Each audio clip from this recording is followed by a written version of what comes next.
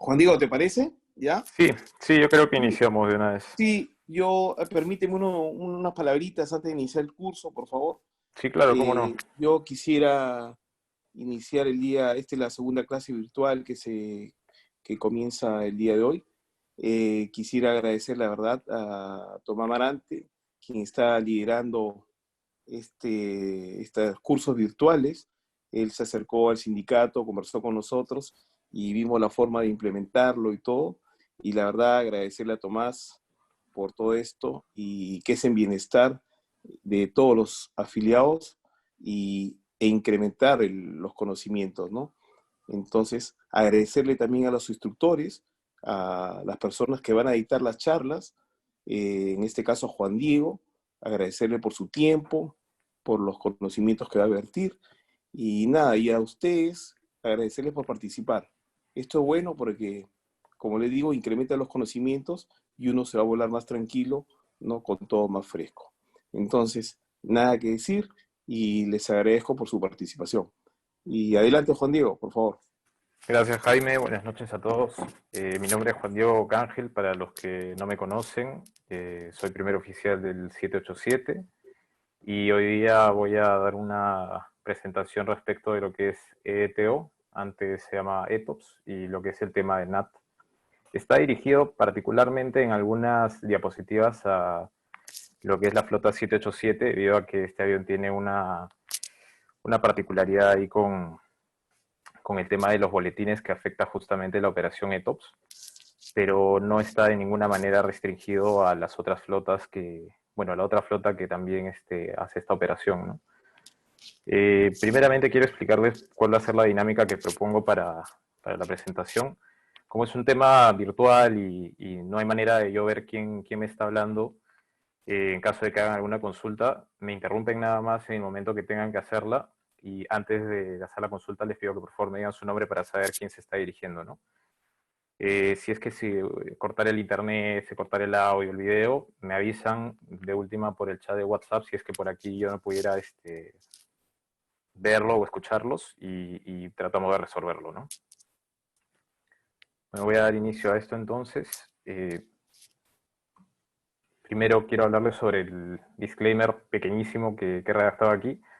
Como he hecho un extracto de varios documentos que son propiedad de la empresa, tanto el manual de operaciones como el EF, como los manuales del avión o de los aviones propiamente dicho, les pido que este contenido no sea retransmitido a ningún otro piloto que no sea de Latam Perú, o que no sea parte del sindicato en todo caso, ¿no? Nada más. El objetivo y la manera en la cual está estructurado el curso es básicamente un tema de refresco operativo, ¿no?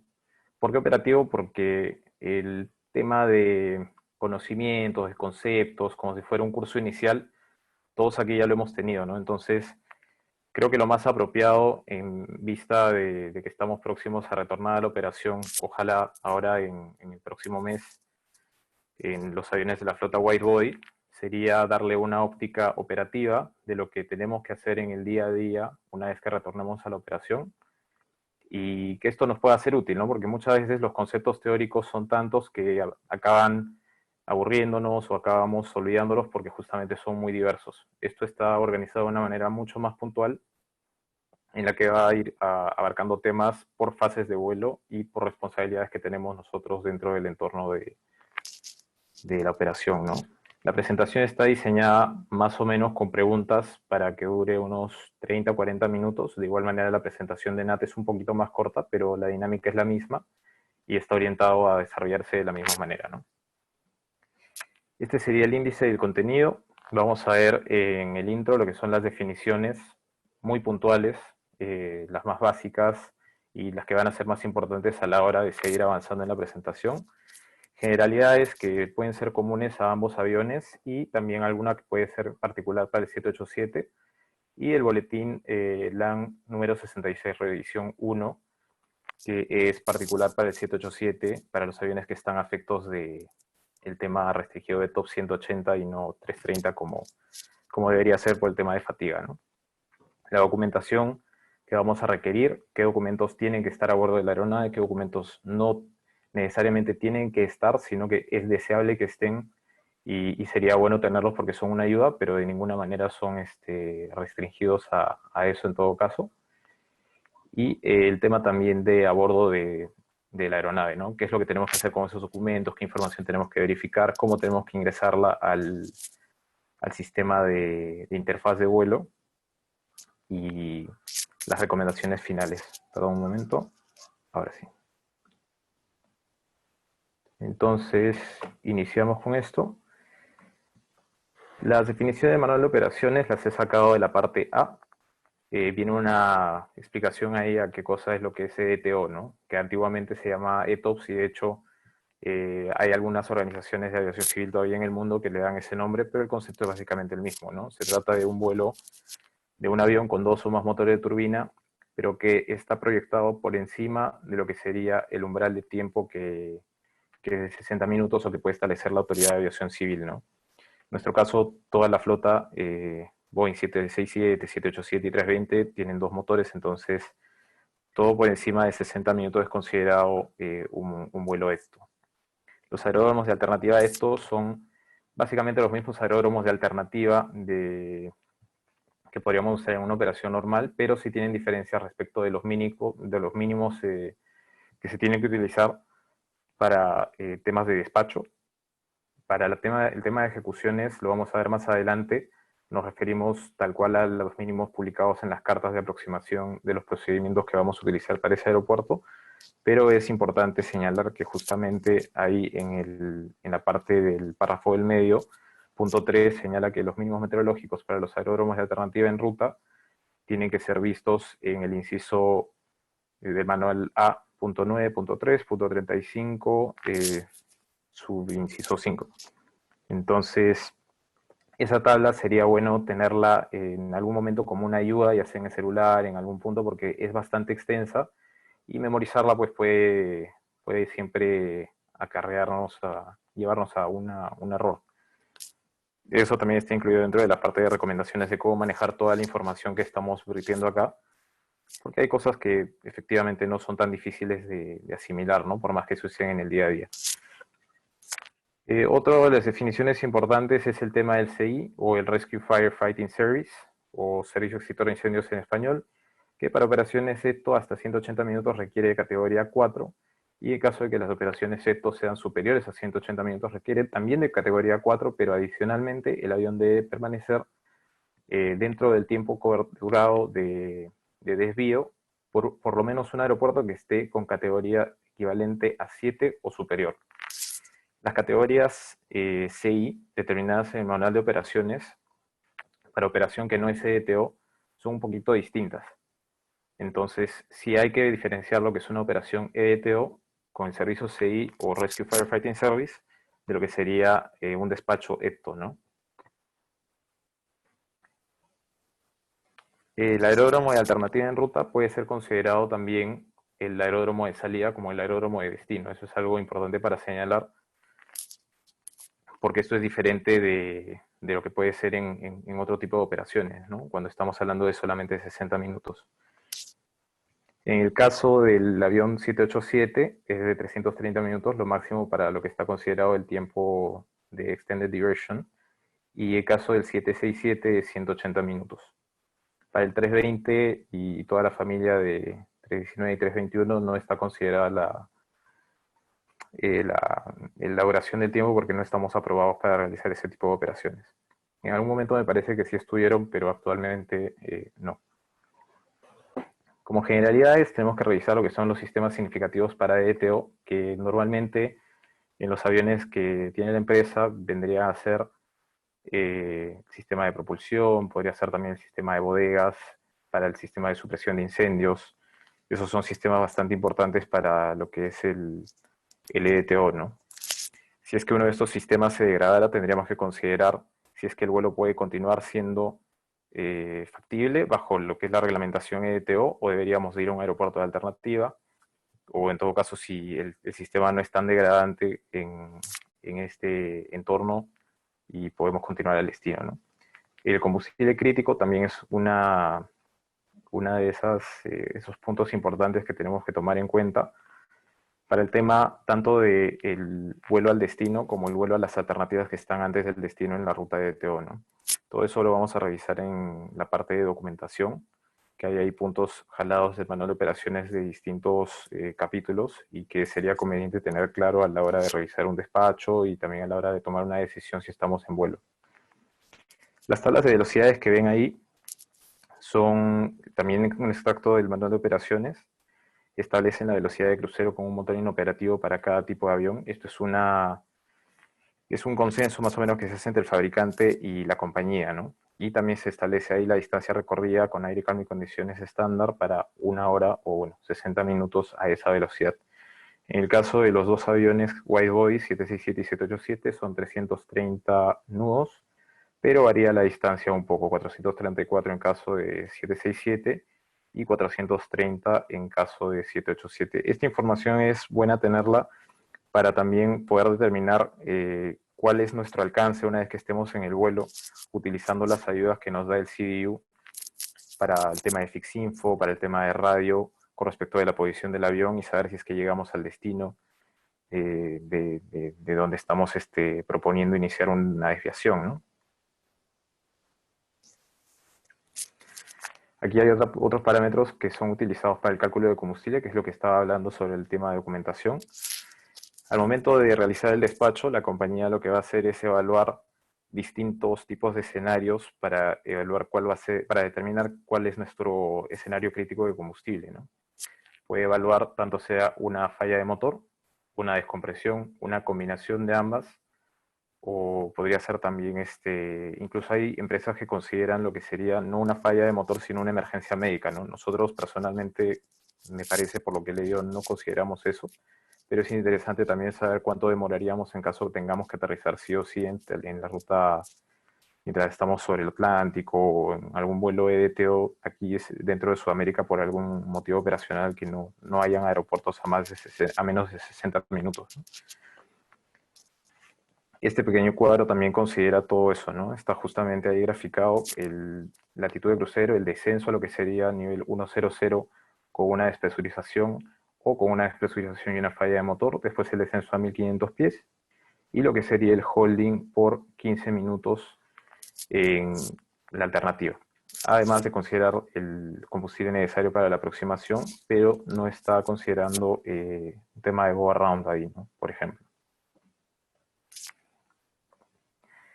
Aquí otro tipo de generalidades que sí son un poco más particulares para el 787, perdón, es el tema de los boletines, que lo vamos a ver en las siguientes diapositivas, que hay un boletín en específico que es el LAN 66, que restringe la capacidad de vuelo que tienen los 787 si es que están equipados con un tipo de motores, que es el Package C. Entonces, este tipo de restricción afecta en la planificación y también afecta en la ejecución del vuelo EDTO como tal, ¿no? Tendríamos que buscar otro tipo de rutas, a veces nos vamos mucho más al sur cuando estamos haciendo el cruce por el Atlántico Norte, para justamente tratar de estar pegados a un aeropuerto que nos quede dentro de los 180 minutos que esté establecido. Adicional a eso, hay unas consideraciones en caso de que uno tuviera que hacer un descenso, ya sea por una falla de motor o en caso que vayamos a hacer el descenso solamente por despresurización. Adicional a eso, y algo que es común en todos los aviones, es el ítem MEL, ¿no? Si es que el ítem MEL tiene alguna contemplación sobre ERNA, FERNANEP, se limita a esa fase. Si en este caso tuviera alguna repercusión en EDTO, también tendríamos que considerar eso, pero solamente previo al inicio de nuestro vuelo, ¿no? Posterior al inicio del vuelo, habría que verificar si es que el sistema es relevante para continuar el trayecto con los aeropuertos a más de 60 minutos o si podemos continuar, ¿no? Son cosas que hay que establecer bastante bien en diferencia, porque no podríamos nosotros por un ítem MEL cancelar la operación una vez iniciado el vuelo, ¿no?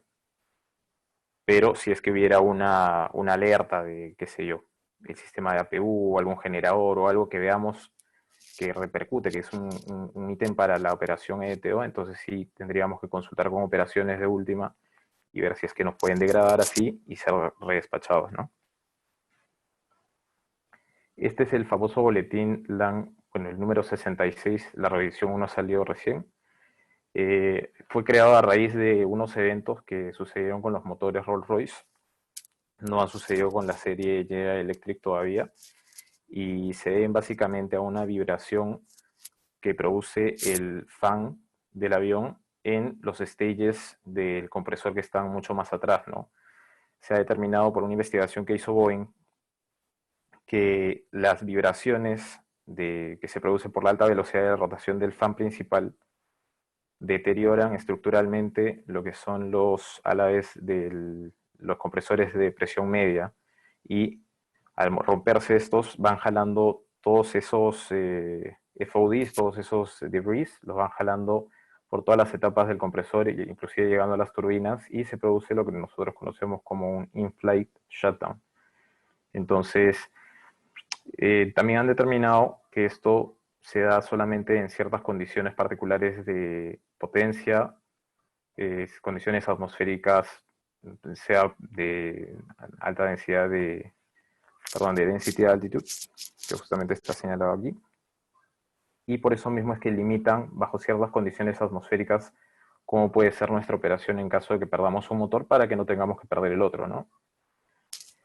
Ellos han considerado igual el ETOPS Engine Out solamente con la falla de motor, el ETOPS Engine Out con decompression y el ETOPS Diversion a 10.000 pies con ambos motores operando, que puede ser después de una descompresión o puede ser en caso de que tengamos que descender por algún otro tipo de problema, ¿no?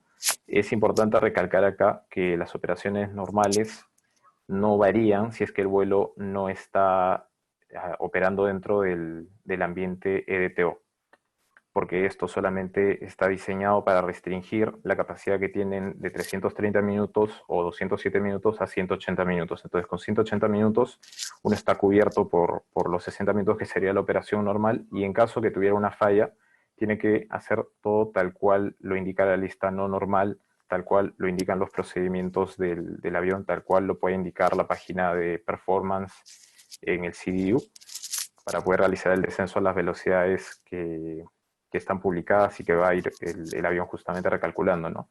En caso que el avión tuviera la aplicación de este boletín, uno tiene que seguir las indicaciones de, por ejemplo, restringir la velocidad de no 330 nudos, sino de 315 nudos, si es que uno estuviera haciendo un drift down sin descompresión, como vemos en la tabla.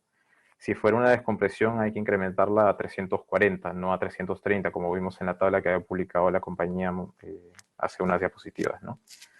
Entonces, lo que modifica básicamente esto son las acciones que nosotros tenemos que tomar ante una falla de motor, y de hecho para los briefings también que vamos a realizar en el avión no podemos utilizar las mismas estrategias. Eso como parte de, bueno, los conceptos y las generalidades que puedan abarcar, ¿no? El tema de documentación es algo un poco más operativo, que es lo que vamos a ver. La documentación requerida, que es lo que vamos a presentar en las primeras diapositivas, son todos aquellos documentos que, como dice el nombre, tienen que estar sí o sí a bordo del avión de manera física, ¿no? Lamentablemente aquí en LAN Perú todavía no se ha implementado lo que es el despacho completamente digital mediante los iPads. Me parece que en Chile sí está implementado, pero nosotros tenemos que tener la carpeta impresa con ciertos documentos ahí físicos, ¿no? Bueno, los NOTAMs, para la operación EDTO es importante recalcar el tema del Firefighting Service, que vimos cuáles son las capacidades mínimas que tenemos que tener para ejecutar la operación en este entorno, y obviamente que los alternos estén operativos en cuanto a las instalaciones, ¿no? Por ejemplo, si hay en el primer cuadro el ILS on test, not usable due to possible false signal, habría que comprobar si es que con el sistema remanente en ese aeropuerto, para esa pista, los mínimos van a estar de acuerdo a lo que se necesita para utilizarlo como un alterno. En la parte ámbar, estamos hablando de comunicaciones también, que si bien es cierto, no afecta tanto en un tema de destino, porque probablemente está publicado cualquier cambio. En la parte de ruta, que justamente es el extracto que está ahí en ámbar, cambian mucho, sobre todo en el sector de Brasil y bueno, en la parte del NAT también a veces hay publicaciones sobre cambios en las frecuencias, y a mí personalmente me ha pasado que hemos tratado de contactar a la frecuencia que estaba publicada y no ha habido respuesta, ¿no? Entonces es bastante importante verificar que las frecuencias que están publicadas y las frecuencias que están en el NOTAM puedan corresponder. Ha habido veces incluso que leyendo bien el NOTAM no hemos podido comunicarnos porque el NOTAM no estaba actualizado del todo, ¿no? Quizá cambió un poco antes de que nosotros empezáramos el vuelo y ya no tuvimos la información completa, pero de todas maneras hay que tratar de abarcar todo lo que se pueda para mapear todas las posibilidades, ¿no? Y el último, que sería pues lo más importante, que no deberíamos de obviarlo, es que alguna pista esté cerrada y peor todavía que esta sea la única pista que tenemos disponible y justamente no esté para nosotros, ¿no? Ha sucedido que los despachadores nos han puesto un aeropuerto en ruta que no estaba abierto para la operación de ninguna manera y ha tenido que ser corregida todo el despacho, ¿no? Entonces, mientras antes detectemos nosotros este tipo de informaciones, vamos a poder cotejar todo el resto de documentación que está armada en base a esta información y que por omisión alguien ha podido incurrir en un error, ¿no? Todo claro hasta acá, si es que alguien quiere hacer una pregunta antes de seguir avanzando.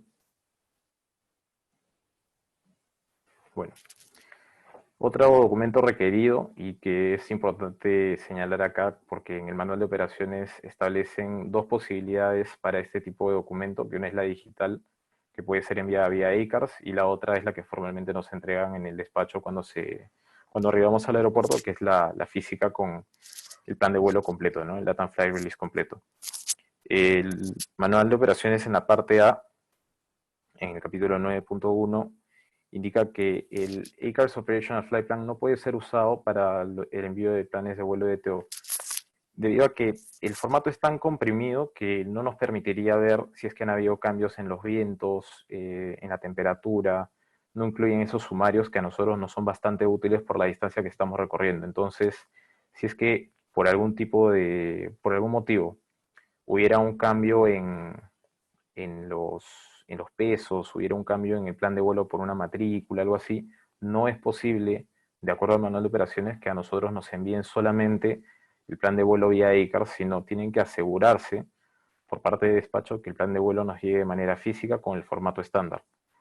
Y ha pasado varias veces que han habido estas discusiones justamente por no salir con el vuelo demorado, pero creo que teniendo las cosas claras desde antes de llegar al aeropuerto, podríamos pedir, por ejemplo, por teléfono, una vez que recojamos los papeles, que hay un documento ahí que no está incluido, que no tiene la información correcta y que tienen que fabricarlo y entregarlo en el avión de manera completa, ¿no? Siguiendo con el plan de vuelo operacional, hay una particularidad aquí para los vuelos CDTO, y es que el plan de vuelo tiene que estar confeccionado por lo menos 4 horas de margen al ETD. Entonces aquí viendo el LATAM Flight Release, en la parte donde dice Release Number 1, dice 18:45 del 12 de septiembre del 2019. A esa hora habría que sumarle 4 horas en adelante y ver si es que el ETD cae dentro de esas 4 horas para que ese plan de vuelo sea legal, ¿no? Entonces ahí verificamos tanto en la crew briefing, que ya no es un documento legal, ¿no? Porque el LATAM Flight Release que está incluido dentro del plan de vuelo lo es, pero puede ser utilizado igual para cotejar la información. El ETD está establecido en 21:50, ¿no? Entonces cae dentro de las 4 horas porque tenemos hasta las 22:45 en ese plan de vuelo para nosotros hacer la salida.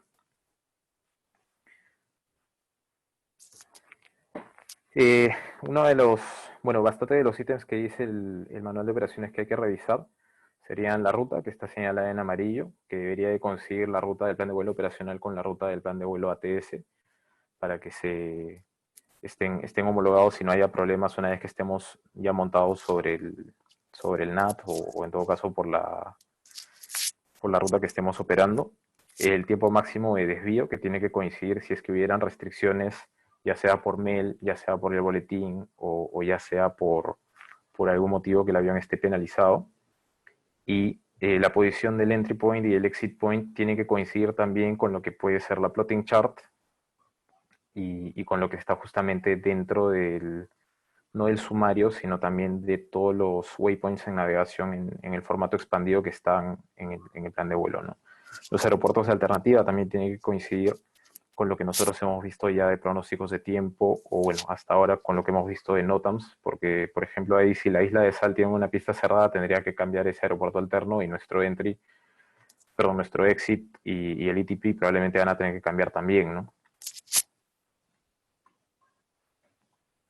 El tema del cálculo de combustible también crítico de reserva, este es justamente de lo que quería hablarles. El manual de operaciones tiene una particularidad ahí para la flota 787 que habla de que el combustible mínimo planificado tiene que considerar para el Raya 8, 5.000 kilos, para el Raya 9, 5.500 kilos sobre el destino y 3.000 sobre la alternativa en caso del Raya 8 y 3.500 sobre la alternativa para el Raya 9. Esto no siempre se ha cumplido, lo cuento como experiencia personal. A veces ha faltado no mucho, ¿no? 300, 200 kilos, pero definitivamente no está de acuerdo a lo que se pide, y hay operaciones en las que obviamente esos 200 o 300 kilos sí nos pueden hacer mucha más falta, dependiendo justamente si es que han habido vientos de frente, vientos de cola, si hemos estado montados en un jet stream o no. Entonces, siempre es mejor referirnos a lo que dice el manual de operaciones, y ese número es bastante importante, ¿no? Tenerlo en cuenta. Me parece que para el 767 también hay algo así, pero la verdad que no lo encontré y no he podido incluirlo en esta presentación, pero hay un valor definido definitivamente que tenemos que tener sobre el destino, considerando la alternativa además. Ahí podemos ver en el plan de vuelo que dice cantidad de reserva, ¿no? 2.167, y la alternativa a Zaragoza son 3.744. Si hacemos la sumatoria de ambos, dan 5.911, que obviamente excede el mínimo para el 787 raya 9 y en todo caso para el 787 raya 8 también. Los pronósticos también son otro documento que es requerido que esté impreso y que esté a bordo del avión de manera física. Tienen que ser válidos para el tiempo de operación, hay que verificar la fecha, porque ha sucedido también que la fecha que han entregado o los aeropuertos que estaban incluidos no tenían nada que ver con el vuelo que se estaba proponiendo. Los mínimos meteorológicos que aparecen ahí en la tabla son únicamente para un tema de despacho, ¿no? Es previo al vuelo. Estos mínimos no pueden ser utilizados una vez que el vuelo ha iniciado. Y pongo el ejemplo, ¿no? Si estamos volando hacia Gran Canaria o en dirección a Madrid, obviamente, pero si tenemos que alternar a Gran Canaria y las condiciones no están de acuerdo a este cuadro, pero sí están de acuerdo a lo que es la carta del procedimiento del aeropuerto, nosotros sí podemos aterrizar en ese aeropuerto con esos mínimos, ¿no? Este cuadro es solamente para planificación. Y ahí aparece el tipo de configuración que tiene que tener el aeropuerto en cuanto a aproximaciones que propone, el techo de nubes, la visibilidad. Y es un cuadro que la verdad tiene bastante información, que yo personalmente lo tengo en el celular. Y en caso de que tenga alguna duda, como tiene la información bastante numérica y está pues ahí bastante cargada, mejor es hacer referencia siempre a ese manual, ¿no? Y cuando hay alguna revisión de manual de operaciones, cuando lo sacan por una RTM o algo así, finalmente se actualiza la referencia que uno tiene ya sea impresa o en celular, ¿no? Es una recomendación de lo que por lo menos yo hago y que me dio bastante bien. El plot de la ruta es una documentación requerida también. Personalmente les digo que no me ha venido siempre en el despacho en los vuelos que he podido hacer. No sé si a ustedes les ha pasado. No es tan sustanciosa, pero verdaderamente es una gran ayuda, ¿no? Te deja verificar que los puntos de ETOPS Entry, ETOPS Exit, del ETP, los aeropuertos que tienes al medio y los círculos concéntricos correspondan a lo que está en el plan de vuelo, por ejemplo, y correspondan en las distancias que estás proponiendo pasar, ¿no?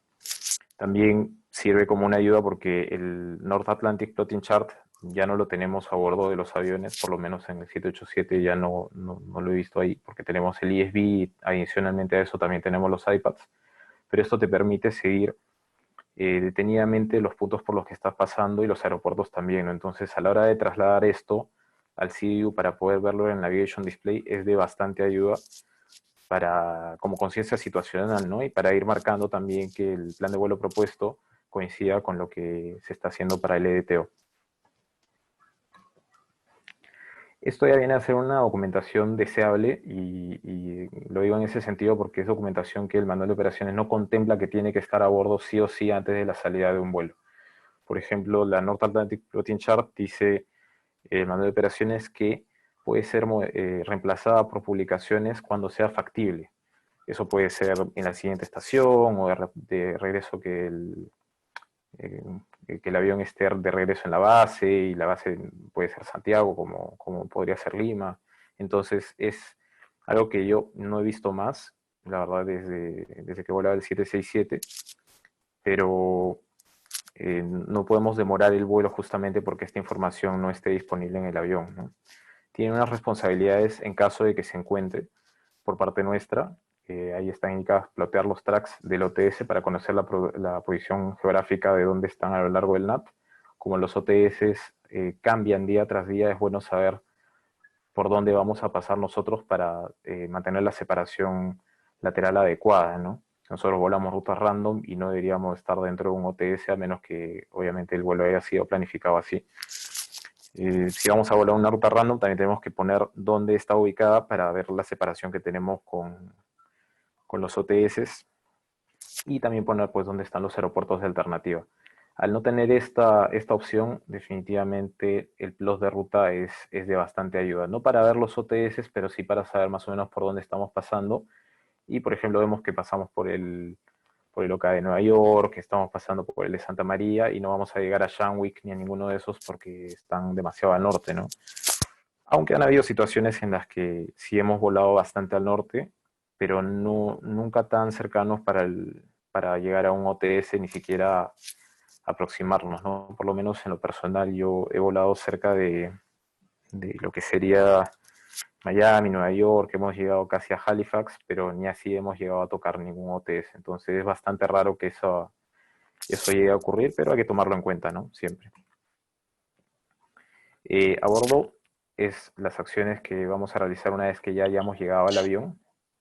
Sería importante tener para este punto toda la información por lo menos clara de lo que hay en la carpeta de vuelo, ¿no? Si es que hay algo por modificar, por ejemplo, que no hayan incluido alguna información, alguna documentación requerida, sería bueno antes de llegar al avión que por lo menos ya se haya gestionado con operaciones para que pueda ser enviada, ¿no? Porque si no, sí se va a ir estropeando todo con respecto a los tiempos que tenemos para la salida del vuelo. Como parte del prevuelo en la flota 767, yo recuerdo que se hacía el testeo de los equipos HF cuando vamos a cruzar el Atlántico, y se llamaba operaciones para verificar que justamente su operación sea la correcta, ¿no? En el 787 no está descrito así. De hecho, las capacidades del avión son bastante más fiables, se podría decir, pero han habido ocasiones en las que volando dentro del Atlántico Norte no hemos tenido comunicación vía HF, y ha sido justamente porque no se comprueba, ¿no? Dicen por ahí que puede ser un tema también de los materiales, ¿no? El tema de que el 787 esté compuesto de fibra de carbono no ayuda tanto a la recepción de cierto tipo de señales. Entonces, nosotros tenemos obviamente el SATCOM, tenemos que usar todos los medios de comunicación que sean posibles para establecer nuestra comunicación con el ATC, pero no han habido veces que no se ha hecho, ¿no? El manual establece que se tienen que asegurar que los equipos obviamente estén correctos, por lo menos lo que es el SATCOM para operaciones SETO mayores a 180 minutos, que incluye al 767 y al 787, pero solo como sistema segundo, ¿no? No como primario. El primario siempre va a ser el HF. Y por parte bueno, de instrucción nuestra hacia la tripulación de cabina, está la verificación de todo lo que son los equipos de emergencia para un vuelo de esta naturaleza, y la revisión de los toboganes, las balsas, todo lo que sea necesario para esta operación, ¿no? Una vez que hemos iniciado el vuelo, deberemos de verificar que la ruta ingresada no contenga ninguno de los puntos EDTO dentro de lo que es la ruta 1, porque estos puntos están solamente como referencia para nosotros, para saber dónde empezamos a separarnos del círculo concéntrico de 60 minutos, o lo que nos ha autorizado la Autoridad Aeronáutica Civil, y dónde empezamos justamente la parte de EDTO, ¿no? Pero estos puntos, si estamos en un entorno ASB, FANS1 o CPLC, pueden ser reportados de manera no intencional y errónea, provocando justamente confusiones, ¿no? Entonces es bastante importante darle a esta información el debido uso dentro de lo que es el CDU cuando vayamos a ingresar los puntos. Aquí hay una nota que dice que el 80% de las causas de los errores de navegación dentro del NAT es debido justamente al ingreso de estas coordenadas como parte de la ruta, ¿no? Que solamente son para control nuestro, más no son para control del ATC. Hay esta posibilidad de armar los círculos en el 787, en el 767 también, y es de bastante ayuda para saber justamente si es que estamos siendo cubiertos dentro de lo que son los 180 minutos o los 330 minutos en el caso del 787, ¿no? La esto checklist, al menos en el 787, pide que el pilot monitoring ingrese los entries, ETPs y exits, bueno, o el exit point, antes de 30 minutos antes de ingresar al área de TO, y se tienen que utilizar las coordenadas escritas en el plan de vuelo y cotejar también que esto corresponda con el inset de EPTO que está al final del plan de vuelo. Ha habido veces que no coincide y hemos tenido que verificar justamente si es que estábamos dentro del círculo concéntrico con las coordenadas que estaban anotadas en uno o en otro punto, ¿no? El briefing que está sugerido aquí en el QRH es el que utilizamos en la línea también. Se puede añadir, obviamente, todo lo que es la cartilla briefing de uso cotidiano que tenemos en el avión. Y como monitoreo de la progresión del vuelo, también el manual de operaciones establece que debemos de verificar el RNP de la ANP para ver si es que estamos teniendo algún tipo de deriva ocasionada por exceder el tiempo máximo de los inerciales, ¿no? En el 787 verdaderamente no pasa mucho, pero esto sí sería importante reforzarlo para el 767. No sé cuántos aviones legacy quedan en la compañía actualmente, pero sí recuerdo haber volado hace un tiempo y había que comprobarlo, ¿no? Tanto durante el vuelo como en el post-vuelo. Aquí en el 787 no tenemos ese procedimiento, la verdad. No me ha pasado tampoco nunca que hemos perdido tanto la posición como para que salga algún caution de esa naturaleza, ¿no? Otro de los procedimientos del vuelo es obviamente obtener los pronósticos de tiempo y las condiciones actuales de cada aeropuerto por el que estamos pasando, para justamente saber si es que en caso tengamos que utilizar esos aeropuertos sea factible nuestro ingreso, ¿no? Si no contamos con alternativas que cumplan con los mínimos meteorológicos para esa utilización, lo más probable es que no vamos a poder entrar al aeropuerto, a la zona de ETO si es que no listamos otro aeropuerto que esté dentro del rango, ¿no? Una vez que hemos ingresado, que es diferente, si alguno de los aeropuertos no estuviera dentro de los mínimos necesarios para el aterrizaje, tendríamos que coordinar con el CCB mediante los medios de comunicación que ofrece el avión correspondientes para ver si es que continuamos, regresamos o podemos designar otro aeropuerto alterno, que la mayoría de las veces es lo que se hace, ¿no? Si es que llega a ocurrir esto. Y justamente la nota María señala lo que estaba hablando hace unas diapositivas atrás, que los mínimos de operación son, mientras estamos en el vuelo, los que figuran en las cartas del procedimiento que vamos a intentar y no los del cuadro de planificación nada más del manual de operaciones, ¿no? Eso hay que tenerlo bien diferenciado al momento de tomar una decisión si es que fuera necesario hacer una desviación dentro del entorno ETO. Una tarea que también tenemos como pilot monitoring es el llenado del plan de vuelo operacional. Hay información que tiene que llenarse ahí, está diagramada de azul. El manual de operaciones pide que anotemos el nombre que va a votar el FMC una vez que ingresemos el waypoint con las coordenadas que figuran en el plan de vuelo, ¿no? Va a obviar los últimos 3 dígitos de cada coordenada y nos va a botar más o menos esa nomenclatura, ¿no? Hay que anotarla a un costado izquierdo para justamente tener conciencia situacional que ese es un punto no de navegación, sino de referencia para nosotros. Y el resto de información es bastante estándar a lo que se llena en todos los planes de vuelo, sea EDTO o no sea EDTO, que es el nivel de vuelo, la TAS, dirección del viento, intensidad, temperatura, y obviamente el estimado y el actual para esa posición, Y también cada 30 minutos se sugiere considerar el chequeo del combustible para verificar que no haya un leak o que el consumo no está siendo sobredimensionado, ¿no? Por parte de EETO, eso sería todo lo que corresponde a la operación normal del vuelo.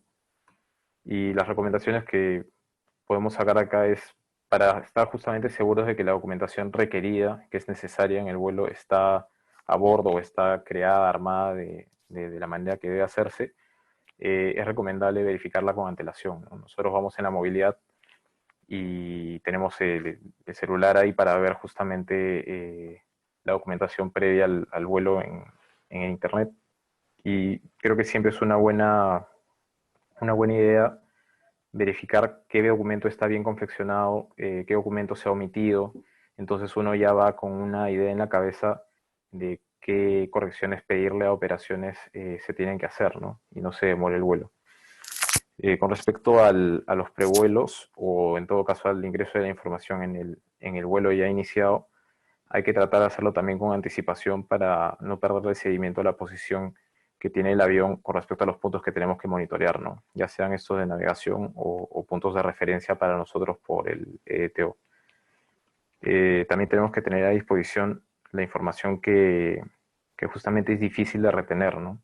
Todos estos cuadros sobre los mínimos, sobre la categoría CI, sobre la vigencia del plan de vuelo operacional, todo ese tipo de cosas a veces se traspapelan en la cabeza y, como les dije hace un momento, es una buena idea por ahí tener la ayuda en el celular y renovarla cada cierto tiempo si es que vemos una actualización del manual, ¿no? No es una chicha, sino es tener una referencia literal, pero específica de a qué parte del manual tenemos que referirnos, ¿no? Y justamente el último punto habla sobre la asertividad de decirle a la persona responsable de la documentación o de la acción que se tiene que hacer que se está omitiendo o que no estamos cumpliendo con lo que está requerido por el manual de operaciones, ¿no? Eso vendría a ser lo que es ETO. No sé si hay alguna pregunta.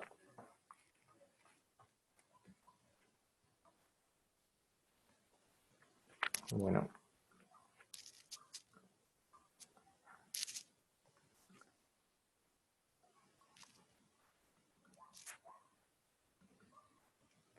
Voy a empezar con la presentación del NAT. No sé si pueden ver la pantalla.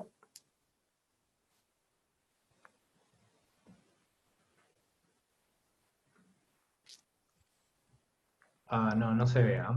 Solo te veo a ti. Ya, ahí estoy compartiendo. Ahora, sí, ahora está. listo, gracias Patrick. Entonces, esta es la presentación del NAT, que es el North Atlantic High Level Airspace.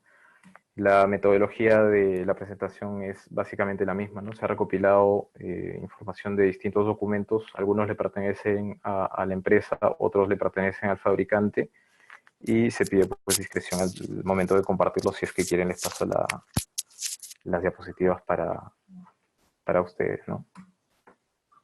El objetivo es bastante similar, verlo desde un punto de vista operativo, para que sea útil una vez que regresemos a la línea, ya que la teoría de hecho la revisamos nosotros en los recursos, en el CIPAS que nos manda la empresa cada cierto tiempo. Entonces esto viene a ser un poco más un refresco de lo que tenemos que hacer y que obviamente por las circunstancias no hemos podido eh, seguir en la secuencia y en la frecuencia que lo hacíamos, ¿no?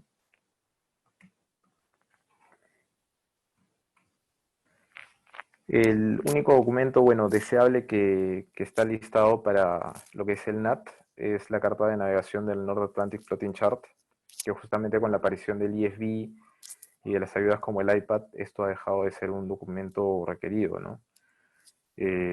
Aquí contempla que las aeronaves widebody deberían de contar con la carta de navegación del NAT en lo que es el maletín de vuelo, pero no, la verdad que yo no la veo hace bastante tiempo. Igual ahí indica también que el área de publicaciones va a reponerla cuando sea factible, ¿no? No es necesario tenerla a bordo antes de iniciar el vuelo. Este es otro documento que a veces falta dentro de la carpeta de despacho, pero que a mí me parece bastante útil. De hecho, tiene una contrapágina que no he logrado encontrar, que es bastante interesante porque da información de cómo realizar las comunicaciones dentro del NAT. Justamente da la estructura de todo lo que tiene que ser el diálogo, ¿no? Reportar el call sign del avión, a qué punto nos estamos dirigiendo, a qué estación de servicio también nos estamos dirigiendo con las comunicaciones, ¿no? El TMI o el track message es requerido para operaciones dentro del NAT porque nos va a indicar si es que los OTS, que es el Organized Track System, se han movido hacia el norte, hacia el sur, dónde inician, dónde terminan, y si nosotros estamos volando una ruta random, es necesario que tengamos conocimiento de la ubicación de los OTS, ¿no? El número TMI, que es lo que se busca dentro de esta documentación, básicamente en el despacho cuando estamos revisando, nos va a indicar el día del año en el que nos encontramos, ¿no? Por ejemplo, el TMI 235 correspondería al 22 de agosto del 2020. Ha habido veces que el track message que se ha enviado no corresponde al día y a pesar de que nosotros normalmente no llegamos a tocar los OTS y pasamos bastante lejos, es importante tener esta información como corresponde, ¿no? A mí personalmente me han hecho una pequeña auditoría en Madrid cuando llegamos con el avión, los de la autoridad de aviación, para pedir que justamente todos los documentos requeridos estén a bordo, ¿no? Y se metieron a ver inclusive al IFB, si es que había certificados, si es que estaba todo tal cual corresponde, ¿no? El plan de vuelo operacional y ATS, en cambio, es una documentación que sí es requerida, como bien explicábamos en el anterior tema, tiene que estar impresa y no puede ser enviada vía ECARS, ¿no? Hay que asegurarnos que haya unas casillas marcadas aquí, justamente en el casillero número 10 deberían estar los códigos Whiskey, X-Ray y, bueno, Juliet si es que corresponde, ¿no?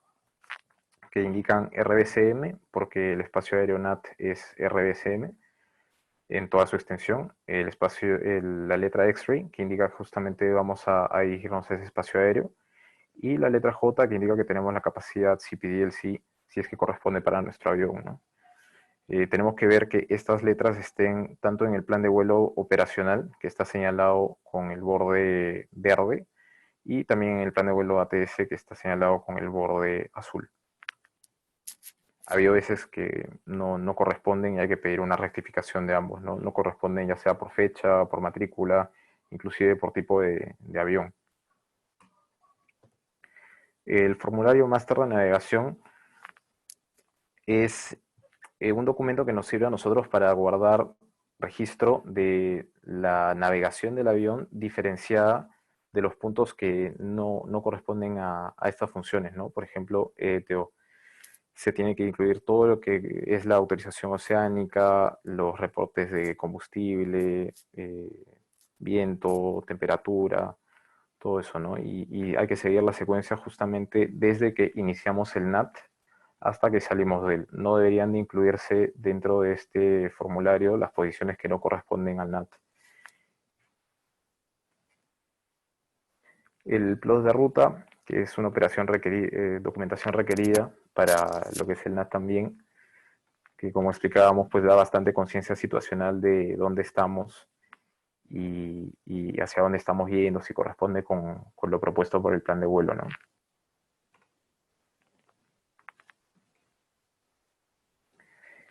El ingreso de información a lo que sería el CDU, que es el Long Range Navigation System, en conjunto con el FMGC, tiene que tener ciertas consideraciones, ¿no? Particularmente en el 787 se trata de hacerlo de la manera más automática posible por un tema de tiempo, pero también por un tema de gestión de la información que vamos a ingresar, porque puede hacer un uplink automático que envía a la compañía de toda la ruta que está propuesta y que debería de coincidir con lo que tenemos en el plan de vuelo, ¿no? Tienen que ser ingresados obviamente en tierra, cuando el avión está detenido, con los motores apagados. Tienen que coincidir las coordenadas una por una con la ruta random que está proponiendo la compañía. Tiene que ser cross-chequeada también entre el pilot flying y el pilot monitoring, situación que a veces no se da porque justamente uno está haciendo walk around y el otro está preparando el prevuelo, ¿no? Pero es importante, así la otra persona haya salido, una vez que retorne, tratar de cross-chequear esta información para ver qué corresponden las distancias y todo eso, y hasta que la otra persona vuelva, hasta que el otro miembro de la tripulación vuelva, se pueden utilizar diferentes ayudas, como por ejemplo verificar que la distancia en el plan de vuelo corresponda a la distancia ingresada en el iPad una vez que uno ha armado la ruta, o en todo caso en la página de Progress uno puede entrar también a ver cuál es la distancia total de lo que se ha ingresado y cotejarlo con la distancia, la ground distance en el plan de vuelo, ¿no? Si más que menos esas tres informaciones coinciden, tenemos una redundancia de que lo ingresado, ya sea por nuestra parte o lo que ha hecho operaciones con el uplink, corresponde a la ruta propuesta, ¿no? Ahí hay una nota también, bueno, al final, que dice que el entry point, el exit point y el EDP no tienen que ser ingresados en la ruta normal, ¿no? Que es un error bastante común, sobre todo cuando estamos ingresando las rutas nosotros y no está haciendo el uplink la compañía, ¿no?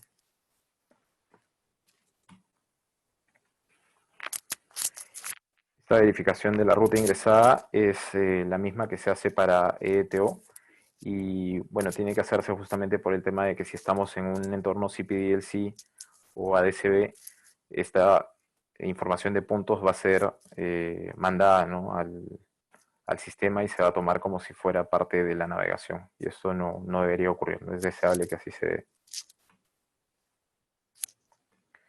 Una vez iniciado el vuelo, hay que obtener la autorización de cruce oceánico, ni bien no sea posible dentro de los tiempos estimados y de las distancias estimadas para todo esto, ¿no? En el caso del 767 se hace por HF, también se hace por SATCOM, si no mal recuerdo, pero en el caso particular del 787 tenemos una opción en lo que sería el ACARS, que nos permite pedir la autorización oceánica a ciertas dependencias desde ahí y nos llega el mensaje completo de la ruta, el nivel de vuelo, si vamos a utilizar el MAC constante para toda la ruta, y solamente cotejamos el plan de vuelo con el mensaje que nos ha llegado, ¿no? No hay que hacerlo punto por punto, pero funciona más que nada cuando estamos regresando de Madrid y se lo pedimos directamente a Santa María, y es mucho más difícil agarrar ese tipo de servicio cuando estamos saliendo de Lima para Madrid con Nueva York. Nueva York te pide hacerlo casi siempre vía HF, y bueno, es recomendable justamente por eso, a pesar de que no lo pide el manual de operaciones y tampoco lo pide el EFCOM, hacer un chequeo de las HFs para poder tener la certeza de que nos van a escuchar una vez que estemos ahí arriba, ¿no? Y bueno, las recomendaciones para el ingreso de esta ruta son obviamente verificar que coincidan los puntos unos de otros, ¿no? Que puede haber un error y nos puede llevar a consumir más combustible, que no esté en la ruta, que piense que estamos en un lugar en el que no estamos. Son consideraciones que hay que tomar en cuenta ahí. Las comunicaciones predominantemente en el NAT se realizan en lo que es CPLC y bueno, potenciado por el FANS 1, ¿no? El HF es un sistema que trata de ser secundario la mayoría de las veces, sobre todo en el área de control de Santa María, por justamente mantener la frecuencia no tan saturada, ¿no? Que es bastante difícil escuchar, y más aún cuando hay tanto tráfico que está ahí arriba. Hay que recordar que las comunicaciones en el NAT son conducidas por gente que no es un ATC. Prestan un servicio distinto al ATC. Los mensajes que mandamos tienen un cierto delay. Entonces hay que tratar de que si lo hacemos vía el ACARS, el sistema de comunicaciones va a demorar en respondernos, ¿no? Si es algo muy urgente, es mejor degradarnos a algo más rápido, que puede ser el HF, o en todo caso podríamos utilizar el SATCOM de ser muy urgente, ¿no? Pero hay que saber darle las prioridades que corresponden a este tipo de sistemas, que pueden llegar a jugarnos en contra también.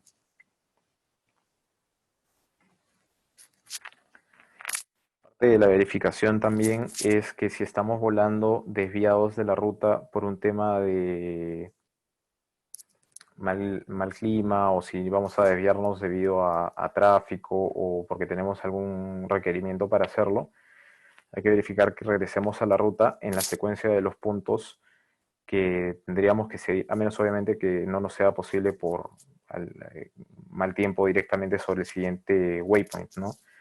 Pero una manera de prevenir eso es utilizar el lateral offset que tienen, bueno, ambos aviones, el 767 y el 787, y que permite secuenciar los puntos lateralmente y estos puedan ser enviados vía el ADCB, ¿no? A la dependencia correspondiente. Y si vamos a utilizar el heading, también tener consideración de enganchar de nuevo el LNAV para poder seguir volando en la ruta que corresponde. Para el tema de comunicaciones, como les indiqué antes, no he encontrado la contracara del documento del NAT, que tiene todas las directrices de cómo realizar la sintaxis, ¿no? de las comunicaciones, de estructura, que la dan la mayoría de las veces en la documentación y es bastante útil, pero hay que realizar el chequeo de HFs de ser posible antes de iniciar el vuelo. Además, el manual de operaciones nos pide que siempre que ingresemos a un OCA, efectuemos el chequeo del sistema CELCOL, y han habido ocasiones en las que esto se contrapone con lo que pide el ATC vía el CPLC, ¿no? Amigo, ¿Sí? ¿qué tal? Juan Daniel Lizárraga. Dime, Juan. Creo que la cartilla de la que te refieres, de las comunicaciones, bueno, es una cartilla que ya no está vigente y la encuentras en el MGO antiguo. Ahí te la he mandado por WhatsApp. Ah, buenísimo. Sí, acabo de verla. Justo acabo de ver la contracara. Sí, Dale. tal cual. Es esta de acá. Sí, bueno, la siguen mandando dentro de lo que es la documentación del vuelo.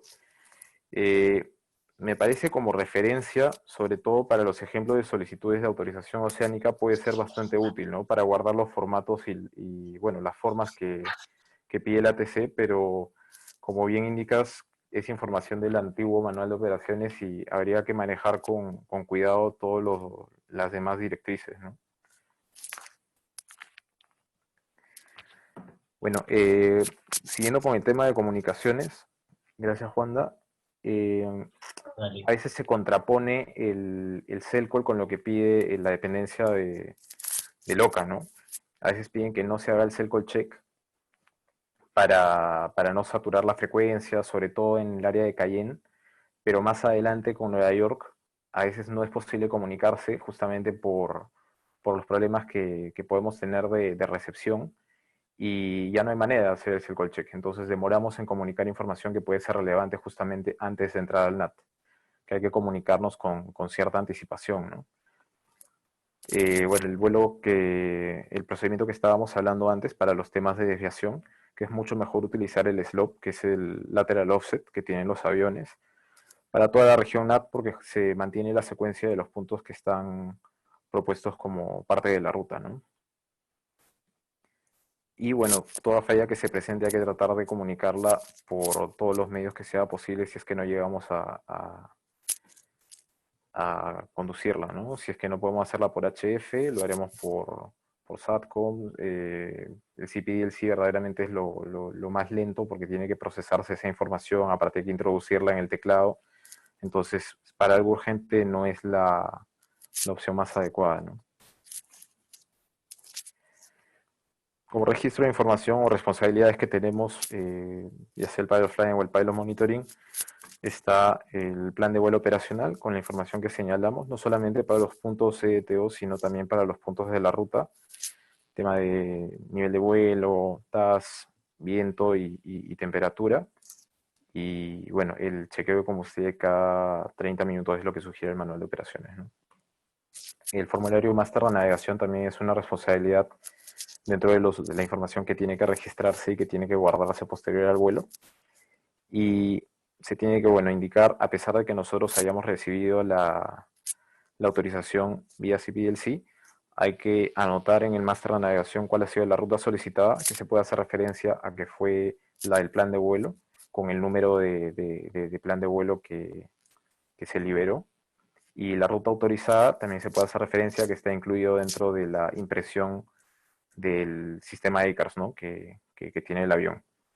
El Circle Check hay que tenerlo anotado ahí, y toda la información en general sobre frecuencias y las estaciones que vamos a ir usando es mejor ponerlas en este formulario, porque estar buscando a veces en el IFB o en los iPads cuáles son las frecuencias a utilizar demora tiempo, ¿no? Entonces, si queremos comunicar sobre un desvío en la frecuencia o sobre algún requerimiento que tengamos, es mucho mejor, si es que se modificó la frecuencia en un NOTAM, tenerlo apuntado aquí. Si se modificó la frecuencia porque nos lo dijo el anterior control de tráfico aéreo, lo anotamos aquí y la información está disponible para cuando tengamos que comunicarnos, ¿no?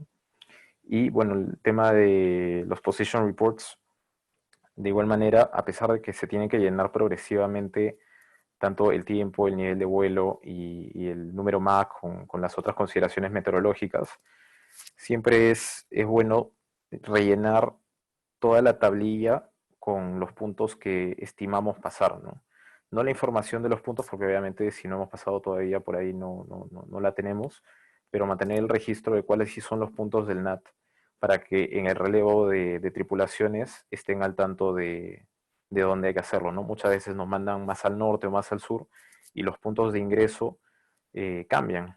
A mí me tocó pasar de Lima a Madrid, como les decía, por Halifax, por Nueva York, y de hecho nosotros no entramos al NAT por Santa María, sino entramos antes por Miami. Entonces había que haber puesto el código transponder 30 minutos después a 2000, había que haber pedido la autorización 40 minutos antes de ese punto, y cuando se hizo el relevo no estaba todo hecho como pide el manual de operaciones en cuanto a tiempos y distancias, porque justamente no había la conciencia de dónde empezaba el NAT y dónde terminaba, ¿no? Justamente por la costumbre de que siempre entramos por el mismo punto, pero el día que hacemos algo diferente estamos un poco perdidos. Y bueno, recomendaciones para que este tipo de situaciones no ocurran es revisar la documentación con antelación, justamente para los temas de anticipación, de avisar sobre omisiones o errores que podamos haber encontrado. Ingresar la información a los sistemas del avión utilizando la mayor cantidad de automatización, no porque sea lo más correcto, porque también la automatización puede fallar, sino para nosotros tener más tiempo disponible de verificar que la información sea la correcta, justamente, ¿no? Y también valernos de las ayudas que tienen los aviones, como el iPad y la página de Progress. Y a pesar de que el otro miembro de la tripulación esté ausente, nosotros hacer un chequeo con nuestra propia información o con la información de operaciones de que tenemos a bordo lo que es necesario, ¿no? Y de haber visto alguna omisión o algún error, igual ser asertivo y decirlo en el momento y en la forma que tiene que ser a la persona, ¿no? Y eso sería el fin de la presentación de NAT y EDTO. No sé si alguien tiene alguna pregunta, alguna sugerencia, alguna observación a algo de la presentación, o bueno, de esta o de la anterior. Gracias, Juan Di. Muy buena presentación. Felicidades. Gracias, Tronqui. Hola Juan Diego, soy Tomás. Tomás, ¿qué tal? ¿Cómo estás? Bueno, buenas noches a todos. Primeramente quería agradecerte, Juan Diego. En verdad, tu presentación muy buena. En verdad que bastante buena. Los gráficos, cómo lo has hecho, en verdad que te felicito. Y como también ayer felicité a Armando Balki, en verdad te felicito por ser uno de los primeros en poner el pecho, ¿no? En esa parte que es difícil. Pero en verdad que aunque no creas es de mucha ayuda, porque muchos de nosotros estamos un poco oxidados, ¿no? Entonces es bueno recordar y de cierta forma, sin dejar de estudiar, ¿no? Pero es un poco de calentamiento para empezar a agarrar los libros nuevamente. Claro. Para que te felicito, está muy, muy, muy bueno, bastante información. Y yo quería hacer una pregunta que capaz es un poco, no sé si sea un poco de mi ignorancia, un poco, que hace tiempo no vuelo un avión heavy, pero Sí, claro. el tema de los bugs, tú has volado el 767, ¿no? Poníamos unos bugs, creo que era de 330 ¿no? En el velocímetro, y Sí, otra era la claro. VREF de 30, ¿no? Sí. ¿Eso igual se hace algo en el 787? Creo que no tienen nada similar, ¿no? No, me parece que no. Dentro de lo que recuerdo lo anotamos en algún punto que sea visible a los dos miembros de la tripulación, ¿no? Y de hecho lo modificamos de acuerdo a lo que dice el boletín, si es que corresponde para el avión, para que la velocidad corresponda a lo que está recomendando el fabricante, pero no se pone en ninguna parte del Fly My Fly Display o de alguna de los displays. Ah, ya. Ok. Muchas gracias y gracias nuevamente por la presentación. No, gracias a ti, Tomás. Gracias, Juan Diego. Muy buena la presentación. Gracias, Patrick. Gracias, Juan Diego. Estuvo todo muy bueno. Un abrazo, men. Gracias, un abrazo.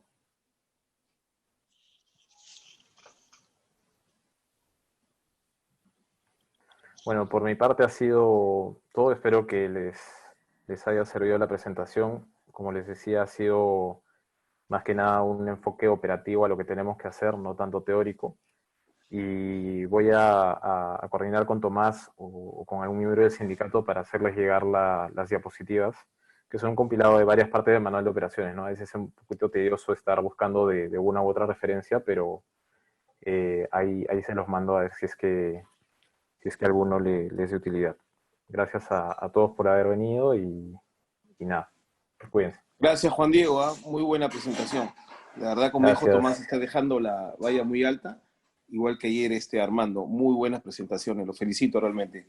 Un fuerte abrazo. Gracias, Saludos. Jaime. Nos vemos. Chao, Chao, chao. Hasta luego con todos. Gracias por la presentación. Diego, gracias. Esperamos Chao. las Gracias. diapositivas. Gracias, Juan Diego. Gracias. Gracias. Gracias, Juan Diego. Gracias.